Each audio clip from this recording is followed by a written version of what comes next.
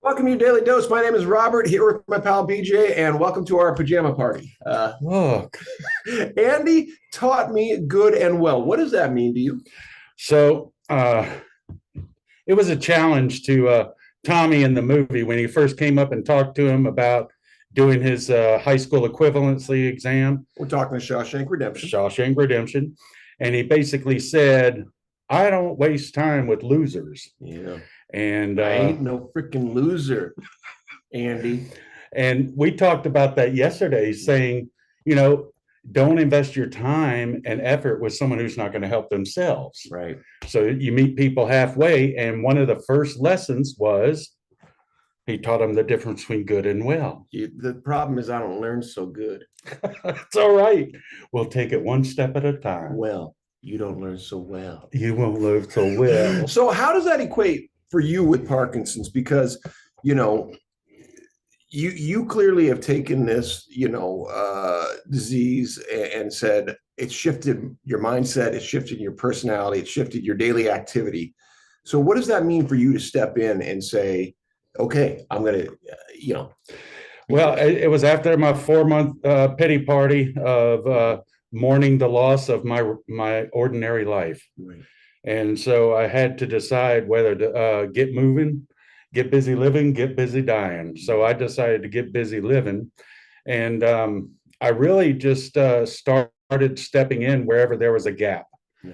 And I didn't really focus too much on what I should be learning, what I should be doing. I just started moving, and wherever there was a gap, I filled it. And so it was kind of on the job training in that respect. And people noticed the positive activity. They noticed, I mean, you were inherently being a yes and person, Yes. right? You noticed something, yes, there's a gap, and here's what I can do to try to help fill that. Right. So it's always been, I have a friend, Randy LeBlanc, and our philosophy has always been let's not recreate the wheel. It's already out there. Yeah. So why would I waste effort doing something someone's already doing? Yeah. Fill the gaps that are there. Right. So, and here we are, by the way, we should note that we're up here in Mansfield right now, which is where they shot the Shawshank Redemption. We came up here with a couple things in mind we wanted to do because we have our program, the Parkinson's Prison and the Hero's Journey to Escape, our flagship in day one. And now we have the Shawshank Hero's Journey, which is the public facing version of that, right? So Yes. take the elements that are within the program and say, hey, by the way, this isn't just for people with Parkinson's. Exactly. I mean, for us, it was escaping the Parkinson's prison, but everyone has their own form of bars in front of them.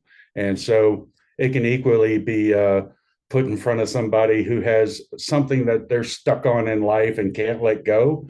That's a form of a prison. And so the same aspects that we use for the Parkinson's prison, they can use for their own personal prison. That's right. Denial, shame, loneliness, isolation, these emotions all they lead into prisons. You're right. Because, Brene Brown has a great way of talking about this. She says, that it's one thing to feel the emotion. It's another to allow it to become you, right? That you're no longer, ashamed. You are shameful. That's a different thing. That's being in a prison when you embody the thing. And this is where we can all break ourselves out, practically speaking, by watching a man who did this, right? Andy, again, he could have died really early on in that journey, right? And I think you wouldn't have blamed him. No. Jeez. For 2 years, he was being abused by other inmates, and he defended himself every single time, but he was ganged up on. Yeah. And that meant he had to think differently. We talk about the metaphor there. Everybody in prison was playing checkers. He had to teach them how to play chess. Right. And so, he esteemed himself to others in the prison, and then he had a group of people who would come to his defense. Yeah. So, well, because he was serving them. Right. Right. If he was only trying to just preserve himself, people would have said, good luck. We're all trying to serve ourselves. Right. I mean, we're none of us are guilty. Right. Lawyer got us. But he did the most amazing thing. Remember early in the movie, and I called this out last night. We watched it in this incredible screening here in town, where he asked, who was this guy, as they call him, fat ass, right? the new prisoner who got killed, what was his name? And you know, Haywood, you know, who turns out to be a good guy, you know, what do you care? You know, but he's like, well, I just thought it might matter. Yep. And he put that esteem into knowing the person's name. It brought humanity to the situation. And, you know, I think in prison, you try to devoid it of humanity so that there's no cost to being there. If you try to humanize it and dare bring in hope. Yeah.